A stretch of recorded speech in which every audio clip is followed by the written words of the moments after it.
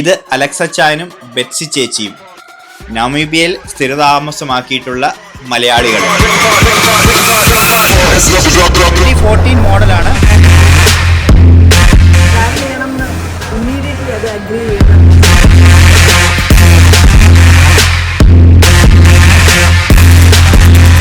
വണ്ടിയാണ് അന്ന് ഇറക്കി വിട്ടത്. ഓക്കെ, അപ്പൊ ഇതെന്നാ സിസ്റ്റം? ഇത് പുറത്തെ കിച്ചൺ, ഔട്ട്സൈഡ് കിച്ചൺ ഉണ്ട്, ഇൻസൈഡ് ഉണ്ടല്ലോ. ഓക്കെ ഓക്കെ, ഇൻസൈഡ് നമ്മൾ ഉണ്ട് അവിടെ. ഓക്കെ, ഓ ഓക്കെ ഓക്കെ ഓക്കെ. ഇങ്ങനെ തുറന്നു, ഓക്കെ, ഇതിങ്ങോട്ട് വലിച്ചു. ഓ അങ്ങനെ ഒരു പുതിയ പ്ലഗിങ് ചെയ്തു.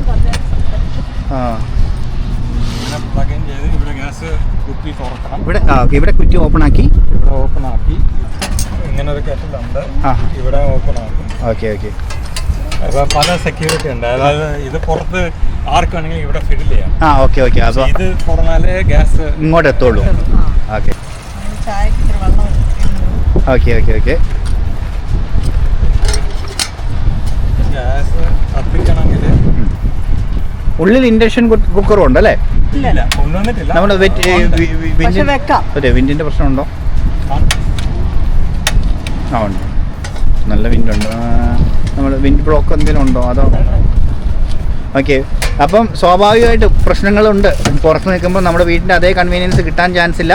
കാറ്റ് വരുന്നു, കത്താനുള്ള ബുദ്ധിമുട്ടുണ്ട്. അപ്പോൾ എന്നാ നമ്മുടെ കയ്യിൽ സംഭവമുണ്ട്, എല്ലാം പ്രിപ്പയർഡാന്ന് പറഞ്ഞാൽ എല്ലാം പ്രിപ്പയർഡ്. ഞാൻ ചോദിക്കുമായിരുന്നു നിങ്ങൾ കാറ്റ് വന്നാൽ എന്ത് ചെയ്യും എന്ന് ചോദിച്ചപ്പോഴേക്കും അവർക്ക് മറുപടി ഉണ്ട്. ഇത് വിൻഡ് ബ്ലോക്ക് അല്ലേ? അതെ, ഇതിങ്ങനെ ഇത് ആമസോണിൽ വാങ്ങിക്കാൻ കിട്ടുന്ന സാധനമാണ്. അതെ അല്ലേ? Okay okay. ഇതിങ്ങനെ ഇതിങ്ങനെ സ്റ്റിക്ക് മെറ്റൽ ടൈപ്പ് ആണോ അതോ അത് തന്നെ ഉണ്ടല്ലേ? ആ ഓക്കെ ഓക്കെ. ആ ഓക്കെ, അത് ഓക്കെ. അവിടെ വിൻഡ് ബ്ലോക്ക് വെച്ചു.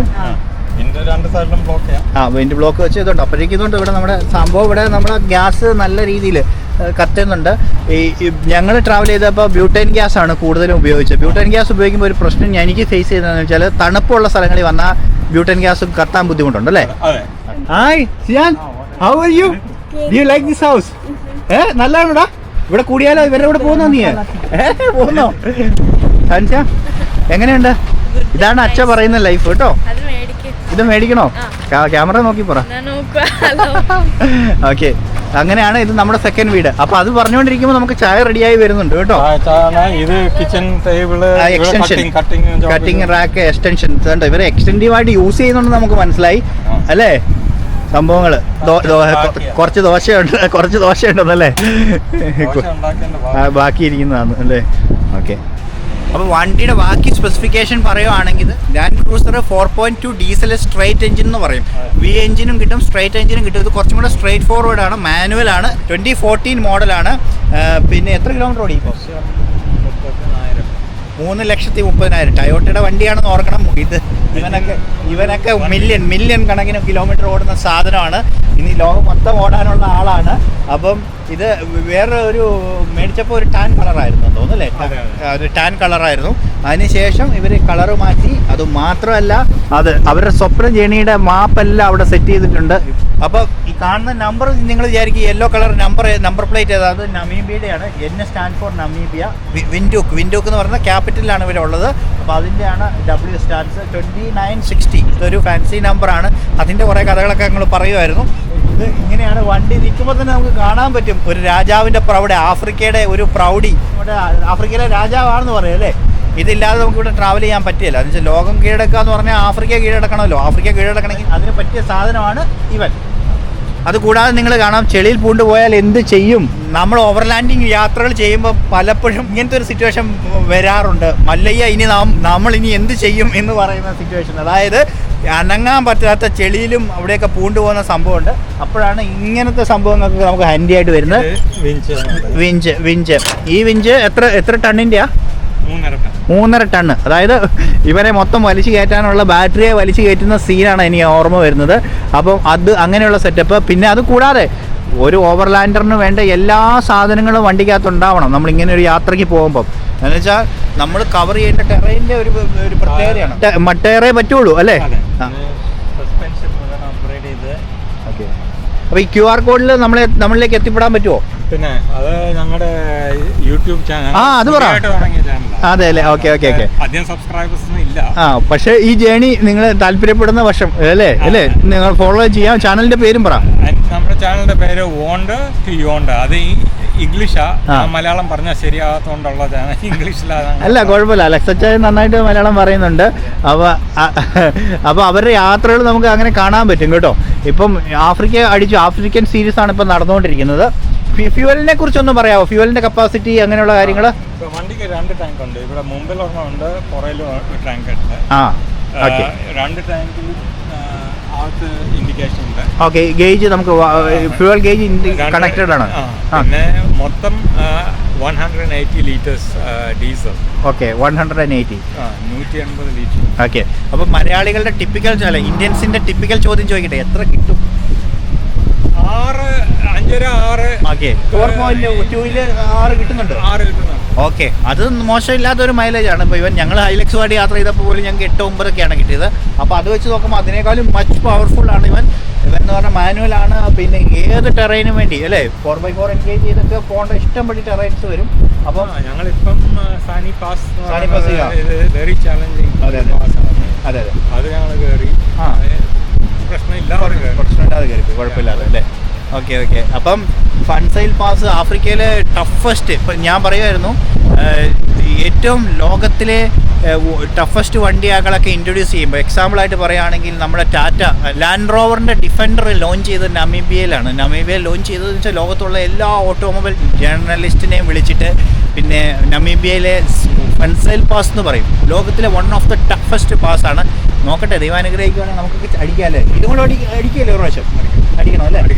ഓവർലാൻഡേഴ്സിൻ്റെ ഒരു ബിഗ്ഗസ്റ്റ് ചലഞ്ചാണ്. അവിടെ വന്നിട്ടാണ് ഡിഫൻഡർ ടെസ്റ്റ് ട്രയൽ ചെയ്തത്. ഞങ്ങൾ ഇവിടെയൊക്കെ പുല്ല് പോലെ അടിക്കും. അവർക്ക് ഒരു ആക്സിഡൻറ്റ് പോലും ഇല്ലാതെ എല്ലാവരും തന്നെ കവർ ചെയ്തു. ഒരു 60 വണ്ടിയാണ് അന്ന് ഇറക്കി വിട്ടത്, ഈ നിങ്ങൾ പോയി അടിച്ചിട്ട് വരാൻ പറഞ്ഞിട്ട്. അതുപോലത്തെ വണ്ടിയാണ്, അതുപോലത്തെ ടെറൈൻ കേപ്പബിൾ ആണെന്ന് കാണിക്കാൻ വേണ്ടിയാണ് ആ ടെറൈൻ അവരെടുത്തത്. എന്ന് പറഞ്ഞാൽ അതൊക്കെ ചെയ്യുക എന്നുള്ളതാണ് ലോകത്തിലെ ടഫസ്റ്റ് ആയിട്ടുള്ള ഓവർലാൻഡിങ് ട്രാക്കുകൾ അല്ലെങ്കിൽ എപ്പിക്കായ റോഡ് ട്രിപ്പുകളൊക്കെ ചെയ്യുക എന്നുള്ളതാണ് അലക്സച്ചായൻ്റെയും ആഗ്രഹം. ഇതാണ് സെക്കൻഡ് ഫ്യൂൽ ടാങ്ക് അല്ലേ? അത് വാട്ടർ ബാത്റൂം ടോയ്ലറ്റിന്റെ എക്സോസ്റ്റ്. ഇത് വെള്ളം വാട്ടർ. എനിക്ക് 80 ലിറ്റർ വെള്ളം വണ്ടിയിൽ അടിയിട്ടുണ്ട്.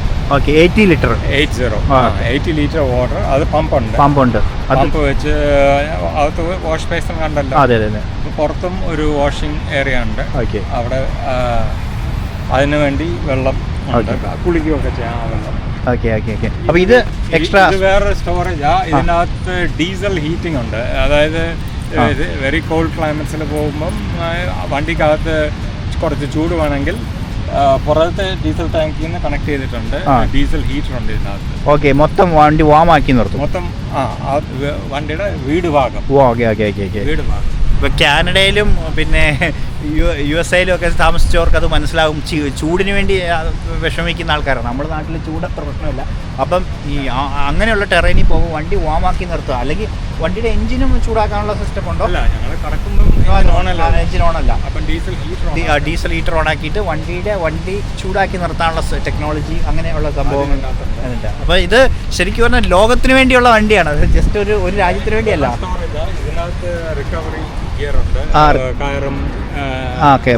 ഹുക്കും പിന്നെ ഓക്കെ, എക്സ്റ്റൻഡ് പുറത്തുള്ള എല്ലാ സംഭവങ്ങളും. അതെ. പിന്നെ വണ്ടി മൊത്തത്തിൽ എക്സ്റ്റെൻഡ് ചെയ്തിട്ടുണ്ടല്ലേ? ലെങ്ത് എക്സ്റ്റെൻഡ് ചെയ്തോ? 70 സെന്റിമീറ്റർ നീളം കൂട്ടിയിട്ടുണ്ട്. Okay. Spare tyre. Okay.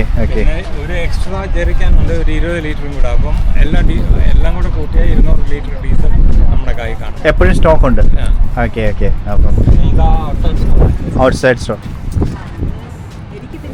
Storage മാത്രമല്ല, ഇത് ഗറാജ് പോലെ നമ്മുടെ വണ്ടിയുടെ എക്സ്ട്രാസ് എല്ലാം.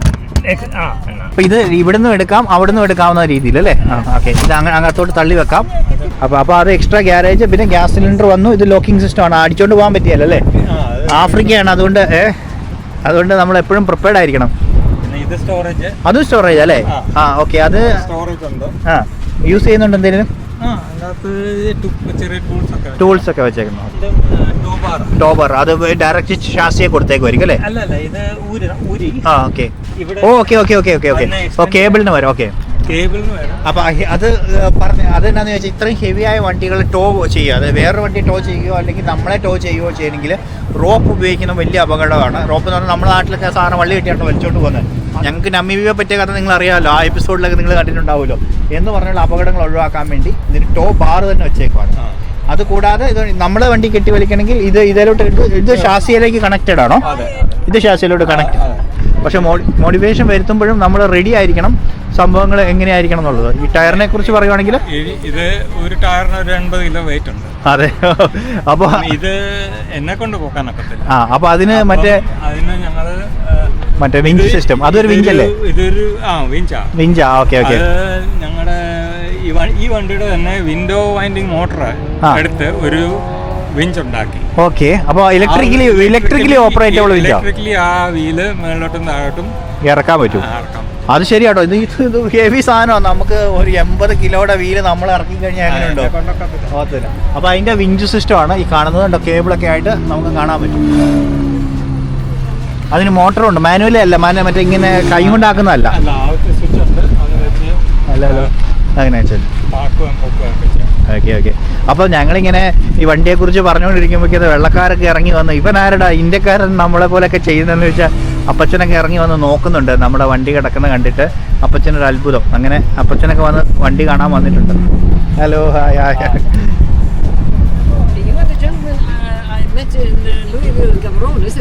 Yeah, he's from. Yes, yeah. You met him. Okay. Oh yeah, now and I passing by here. I saw your car. Yeah, said, this must be the one, the very special one. Yes, now I remember. Yes, we had on that function that we had a chat also. Yeah. Sorry, I'm just capturing. I was busy shooting something. It's fine. Carry on. That's all. അപ്പം അങ്ങനെ ഈ വണ്ടി ആയതുകൊണ്ട് തന്നെ എല്ലാവരും meet ചെയ്യാം. പുള്ളിക്കാരന് ഒരു ഓവർലാൻഡറാണ്. അപ്പോൾ പുള്ളിക്കാരന് ഈ ബോട്സ്വാനെ വെച്ച് ഈ വണ്ടി കണ്ട് അപ്പോൾ അങ്ങനെ വന്നപ്പോൾ ഡ്രൈവ് പാസ് ചെയ്തപ്പോൾ പുള്ളി വന്ന് കണ്ടതാണ്. ഡാർലി, എന്ത് പറയുന്നു? എങ്ങനെയുണ്ട്? എന്നാ നമുക്ക് ഇതുപോലെ യാത്ര തുടങ്ങണ്ടേ? തുടങ്ങാലോ. എങ്ങനെയുണ്ട്? എനിക്ക് ഇതിനോട് ക്രേസ് ഉണ്ടാവുന്നതിൻ്റെ കാരണം എന്താണെന്ന് മനസ്സിലായോ? അതെ അല്ലേ, ഇങ്ങനെ ഒരു വണ്ടി മേടിച്ചങ്ങ് തുടങ്ങാം അല്ലേ? അതെ.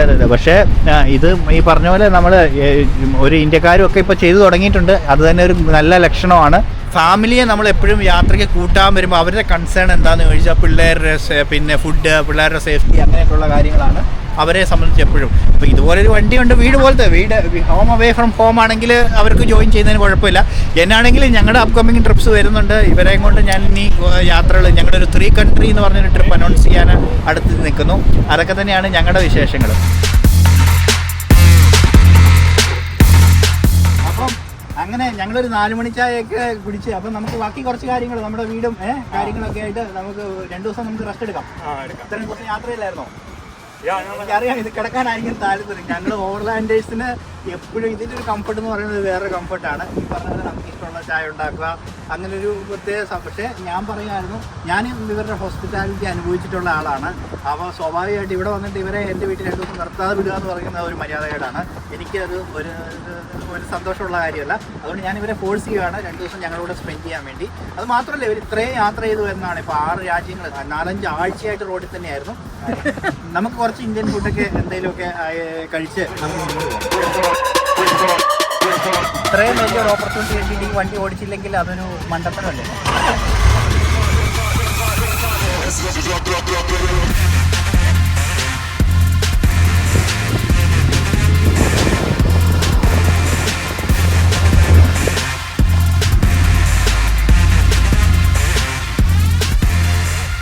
അങ്ങനെ വണ്ടി കിട്ടിയ എക്സൈറ്റ്മെൻറ്റിൽ പല ടെറൈനിൽ എല്ലാവരും ഒന്ന് മാറി മാറി ഓടിച്ചു. പിള്ളേർക്കാണ് ഏറ്റവും ഇഷ്ടപ്പെട്ടത് കേട്ടോ. അവരതിൻ്റെ അകത്ത് കയറി കിടന്ന് നോക്കുക, എല്ലാ പരിപാടിയൊക്കെ ആയിട്ട്. അങ്ങനെ ഞങ്ങൾ ശരിക്കും ഈ വണ്ടിയുടെ എല്ലാ ഓപ്ഷൻസും ഒന്ന് മനസ്സിലാക്കുമായിരുന്നു.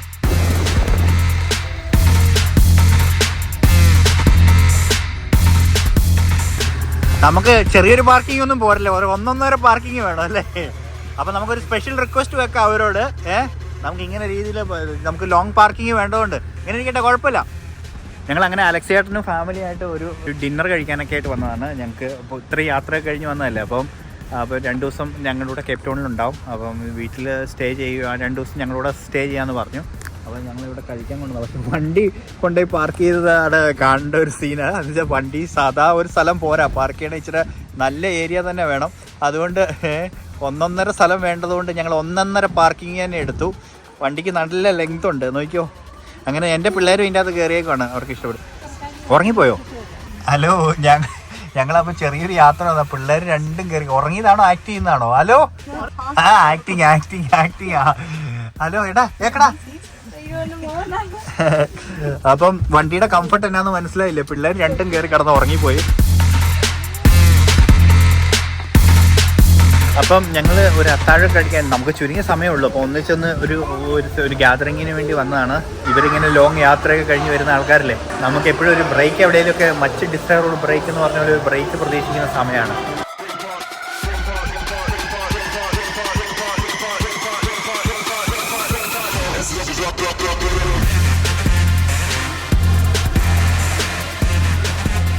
അപ്പം അലക്സ ചായ ഒന്ന് പരിചയപ്പെടുത്തിക്കുക ഞങ്ങളെ. അലക്സ ചായൻ നമീബിയയിൽ നിന്നാണ് വരുന്നത് അല്ലേ? ഫുൾ നെയിം ഒന്ന് പറഞ്ഞേ. ഒഫീഷ്യൽ നെയിം അലക്സാണ്ടർ സെക്രിയാണ്. നാട്ടില് വീട്ടിൽ വിളിക്കുന്ന മനോജ്. അതെ, പിന്നെ നാട്ടിലെ സ്ഥലം? നാട്ടില് ഞങ്ങൾ ഒറിജിനലി തിരുവല്ലക്കാരാ, പക്ഷേ കൂടുതലും പഠിച്ചതൊക്കെ തിരുവനന്തപുരത്ത്. അപ്പം നമീബിയയിലായിട്ട് ഇപ്പം 36ാമത്തെ വർഷം. ഓക്കെ. ചേച്ചി പേര് പറ. എൻ്റെ പേര് ബെറ്റ്സി. എറണാകുളത്താണ് എൻ്റെ പേരൻസ് സെറ്റിൽ ആയത്. എൻ്റെ ഫാദർ ആർമിയിലായിരുന്നുകൊണ്ട് ഞാൻ നാട്ടിലങ്ങനെ താമസിച്ചിട്ടില്ല. ഓൾ ഓവർ ഇന്ത്യ ട്രാവൽ ചെയ്തു. അപ്പം അന്ന് വല്ല കറക്കത്തിൻ്റെ ഒരു വട്ട് കയറിയിട്ടുണ്ട് എനിക്ക്. അതുകൊണ്ടാണ് എനിക്ക് വലിയ ഇഷ്ടമാണ് ട്രാവൽ ചെയ്യാൻ. അപ്പം ഞങ്ങളിങ്ങനെ അതുകൊണ്ടാണ് ഇങ്ങനെ ട്രാവൽ ചെയ്യണം എന്ന് പറഞ്ഞപ്പോഴത്തേക്ക് ഞാൻ അത് ഇമ്മീഡിയറ്റ്ലി അത് അഗ്രി ചെയ്ത്. അതുകൊണ്ടാണ്. ഓക്കെ. അപ്പം ഞങ്ങൾ ഫാമിലിയായിട്ട് ഞങ്ങൾക്ക് 2 ദിവസം ആ സമയം കിട്ടിയുള്ളൂ. അപ്പം ഞങ്ങൾക്ക് കിട്ടിയ സമയങ്ങളിൽ ഞങ്ങൾ ചില ഫുഡ് കഴിക്കാനും അങ്ങനെയൊക്കെ അതിനൊക്കെയായിട്ട് മാറ്റി വെക്കുന്നത്. അപ്പം ഞങ്ങളുടെ നമീബിയൻ ബോട്സ്വാന ട്രിപ്പിൽ അലക്സ ചാനെയും ചേച്ചീനെയും പരിചയപ്പെടുത്തിയിരുന്നു. അന്ന് നമ്മളിപ്പം യാത്ര ചെയ്ത ഈ വണ്ടി ഇന്ന് നമ്മുടെ സ്ട്രക്ചറൽ സ്റ്റേജിലായിരുന്നു, ബിൽഡിംഗ് സ്റ്റേജിലായിരുന്നു. ഇപ്പം യാത്ര മുന്നോട്ട് ആഫ്രിക്കൻ സെക്ഷൻ കംപ്ലീറ്റ് ചെയ്തുകൊണ്ടിരിക്കുകയാണ്. ലോങ് യാത്രയ്ക്കുള്ള പ്രിപ്പറേഷനാണ്. ഇനി ഈസ്റ്റ് ആഫ്രിക്കയുടെ യാത്രകളൊക്കെ വരുന്നു. അപ്പോഴാണ് ഇവർ കേപ്പ് ടൗണിൽ എത്തിയെന്ന് അറിഞ്ഞത്. അപ്പം എന്നാണെങ്കിൽ സ്വാഭാവികമായിട്ടും ഞങ്ങൾ കോൺടാക്റ്റിലുണ്ടായിരുന്നു. ഞങ്ങൾ ആദ്യം ഒരു പരിചയമില്ലാത്ത പോലെയൊക്കെ ഇൻട്രൊഡ്യൂസ് ചെയ്തെങ്കിൽ പോലും ഞങ്ങൾ നല്ല പരിചയമുണ്ട്, നമ്മൾ എപ്പോഴും കോൺടാക്റ്റിലുള്ളതാണ്. ഞങ്ങൾ രണ്ടുപേരും ഒരേ ഫീൽഡിൽ സഞ്ചരിക്കുന്ന ആൾക്കാരായതുകൊണ്ട് ലോകത്തിലെ ഏതൊക്കെ രാജ്യങ്ങളിൽ എന്തൊക്കെ നടക്കുന്നുണ്ട്, ഏതൊക്കെ ബൗണ്ടറികൾ ഓപ്പൺ ആയിട്ടുണ്ട്, എങ്ങനെയുള്ള ഡിസ്കഷനിലൊക്കെ ഞങ്ങൾ ചെയ്യുന്ന ആൾക്കാരാണ്. അപ്പം അവരുടെ റിട്ടയർമെൻറ്റ് ലൈഫ് ട്രാവലിങ്ങിന് വേണ്ടി മാറ്റി വെച്ചിരിക്കുന്ന 2 പേര്, ഒരേ ഇൻട്രസ്റ്റ് ഉള്ള 2 പേരാണ്. ഞങ്ങൾ ഇൻട്രസ്റ്റ് ഇല്ലായ്മയൊന്നുമില്ല കേട്ടോ. എൻ്റെ സപ്പോർട്ട് അവർക്കും ഡാർലിക്കും ഒക്കെ ഒരു എക്സ്പീരിയൻസ് ആണ് ഇങ്ങനെ ഒരു യാത്രയുടെ അനുഭവമൊക്കെ. ഇനിയിപ്പം ഞങ്ങളുടെ അടുത്ത ട്രിപ്പ് വരുന്നത് തന്നെ ഫാമിലിയായിട്ട് ഒന്നിച്ചുള്ള ട്രിപ്പാണ് വരുന്നത്. അപ്പം അല്ലേ വരികയല്ലേ എന്നോട് നിങ്ങൾ ചേച്ചിനും കണ്ടുപിടിക്കുക. ഡാർലിയും വരും. അപ്പം അതൊക്കെ തന്നെയാണ്. അപ്പം ഇവരെ ഒന്നും കൂടെ നിങ്ങളെ ഒന്ന് ഇൻട്രൊഡ്യൂസ് ചെയ്യാൻ വേണ്ടിയാണ്. അപ്പം ഇതാണ് അലക്സാനും ചേച്ചിയും. അപ്പം ഓൾ ദ ബെസ്റ്റ് അല്ലേ? Journey continue.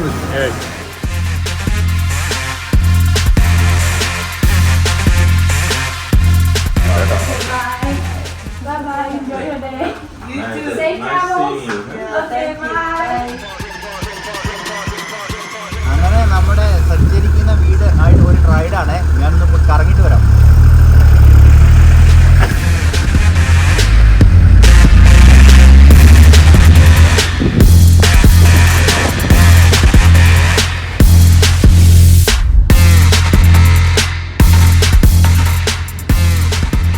നമ്മൾ കഴിഞ്ഞ ദിവസം കണ്ടിരുന്നു, ഇങ്ങനെ നമുക്ക് പുറകോട്ട് ഇറങ്ങിക്കഴിഞ്ഞാൽ നമുക്ക് വീടിൻ്റെ ഉള്ളിലോട്ട് കയറാനുള്ള സൗകര്യമായി. ഇതിൽ അങ്ങോട്ട് കയറിയാൽ നമ്മൾ കിടക്കുന്ന കാര്യങ്ങളും അങ്ങനെയുള്ള കാര്യങ്ങളൊക്കെ ഇതാണ് ശരിക്കും പറഞ്ഞാൽ ബാക്ക് ക്യാമറ ആയിട്ട് ഇവിടെ വരുന്നത് ഇതാണ്. അല്ലെങ്കിൽ നമുക്ക് പുറകിലേക്ക് ഒന്നും കാണാൻ പറ്റില്ല.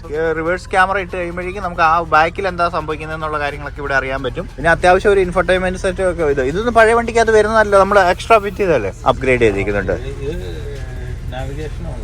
നാവിഗേഷനും ഓക്കെ അത്യാവശ്യം നാവിഗേഷൻ ആണല്ലോ നമ്മുടെ ഈ ലൈഫിലെ ഏറ്റവും വലിയ. നാവിഗേറ്റ് ആണല്ലോ നമ്മുടെ യാത്രകൾ അല്ലേ. അപ്പൊ അങ്ങനെ പിന്നെ അത്യാവശ്യം സ്റ്റോറേജ് അങ്ങനെയുള്ള കാര്യങ്ങളൊക്കെ ഇവിടെ വന്നു. ആ ടയോട്ടയുടെ എല്ലാ റിഗഡ്നെസ്സും ആ ഒരു സ്ട്രോങ് ഫീലിംഗ് ഉള്ള. ഇത് എയർ ബാഗ് ഉള്ള മോഡൽ അല്ലേ? ഓക്കെ, എയർ ബാഗ് ഉള്ള മോഡൽ. ഇവിടെ ഓക്കെ. ഇത് സേഫ്റ്റി കൺസേണിലും അന്നത്തെ കാലത്താണെങ്കിലും സേഫ്റ്റിയുടെ കാര്യത്തിൽ ഒരു കോംപ്രമൈസും ഇല്ല. പിന്നെ ഇവിടെയൊക്കെ സ്റ്റോറേജ് ഉണ്ട് അല്ലേ, മുകളിലൊക്കെ ഇവിടെയൊക്കെ സ്റ്റോറേജ്, ഇവിടെ 4 സ്ഥലത്തും സ്റ്റോറേജ് ഉണ്ട്.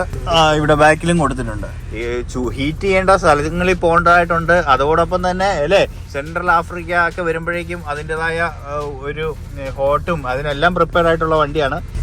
ആഫ്രിക്കയിൽ ഓവർലാൻഡ് ചെയ്യണമെന്നുണ്ടെങ്കിൽ ഏറ്റവും ഐഡിയൽ വണ്ടി ഇത് തന്നെയാണ് അല്ലേ? അതെ എന്നുവെച്ചാൽ നമുക്ക്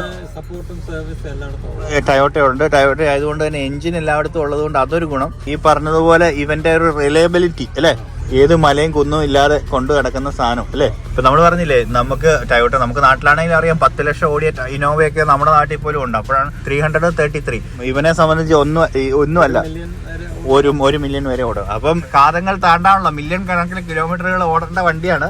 അപ്പം എന്നെ പോലെയുള്ള യാത്രാഭ്രാന്തന്മാർക്ക്, അത് ആഫ്രിക്കയിലെ ഓവർലാൻഡിങ് എന്നുള്ള സ്വപ്നം കൊണ്ട് നടക്കുന്നവർക്ക് പറ്റിയൊരു വണ്ടിയാണ്. എന്നാണെങ്കിലും ഞങ്ങൾ 2-3 ദിവസം ഒന്നിച്ച് സമയം കണ്ടെത്തി കുറേ കാര്യങ്ങൾ, വണ്ടിക്ക് വേണ്ട കുറച്ച് സാധനങ്ങളൊക്കെ ചെയ്യാൻ പറ്റി, കുറേ അപ്ഗ്രേഡ് ഒക്കെ ചെയ്യേണ്ടതായിട്ടുണ്ടായിരുന്നു. അപ്പോൾ ഇവിടെ ഓവർലാൻഡിങ്ങിൻ്റെ അല്ലെങ്കിൽ 4x4ൻ്റെ പല ഷോപ്പുകളൊക്കെ ഉണ്ടായിരുന്നു. അവിടെയൊക്കെ പോയി ഇവർക്ക് അതൊക്കെ ഫിക്സ് ചെയ്യാൻ പറ്റി. അപ്പോൾ ഇനി ഹെഡ് ചെയ്യുന്നത് ഈസ്റ്റ് ആഫ്രിക്കയിലേക്കാണ്. അതിനു മുമ്പ് വേണ്ട കുറേ മുന്നൊരുക്കങ്ങൾ, അതായത് യാത്ര ചെയ്യുമ്പോൾ വണ്ടി നമുക്ക് ചില സൂചനകളൊക്കെ തരും, ഇന്ന ഒരുക്കങ്ങൾ നമ്മൾ ചെയ്യണം, അല്ലെങ്കിൽ ഇന്നതൊക്കെ വേണം എന്നുള്ള. ഇപ്പോൾ ഈ കഴിഞ്ഞ 5-6 രാജ്യങ്ങൾ സഞ്ചരിച്ചപ്പം അവർക്ക് കുറേ എക്സ്പീരിയൻസ് വന്നു. അപ്പോൾ ഇനി കുറേ മാറ്റങ്ങൾ വരുത്തേണ്ടതാണ്, അപ്ഗ്രേഡ് ചെയ്യേണ്ടത് എന്തൊക്കെയാണ്.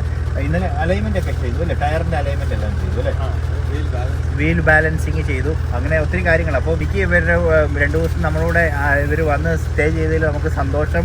അത് മാത്രമല്ല ഇങ്ങനൊരു കാര്യത്തിന് വേണ്ടിയുള്ള ആൾക്കാരെ കാണുമ്പോൾ നമുക്ക് പ്രത്യേക സന്തോഷമാണ്. എന്ന് വെച്ചാൽ നമ്മളും ഇഷ്ടപ്പെടുന്ന ഒരു മേഖല ആയതുകൊണ്ട് പല കാര്യങ്ങളും പലപ്പോഴായിട്ട് ഏത് ബോർഡറാണ് ഓപ്പൺ ആവുന്നത്, എന്താണ് വിസ നിയമങ്ങൾ എന്നൊക്കെ ഞങ്ങൾ എപ്പോഴും ചർച്ച ചെയ്യുന്ന ആൾക്കാരാണ്. അപ്പോൾ ഫൈനലി അവരിങ്ങനെ റോട്ടിൽ വരികയും കേപ്പ് ടൗണിൽ വരികയൊക്കെ ചെയ്ത് ഞങ്ങളുടെ കൂടെ 2 ദിവസം സ്പെൻഡ് ചെയ്തപ്പോൾ ഭയങ്കര സന്തോഷം. അതുപോലെ തന്നെ ഇവിടെ ഈ സീറ്റിലിരുന്ന് ഓടിക്കാൻ പറ്റുക ഈ വണ്ടി ഇനിയിപ്പോൾ പല പല റെക്കോർഡുകൾ കീഴടക്കുന്ന വണ്ടിയാണ്. ആ വണ്ടി ഓടിച്ചെന്ന് എനിക്കൊരു സ്വകാര്യ അഹങ്കാരം പറയാമല്ലോ.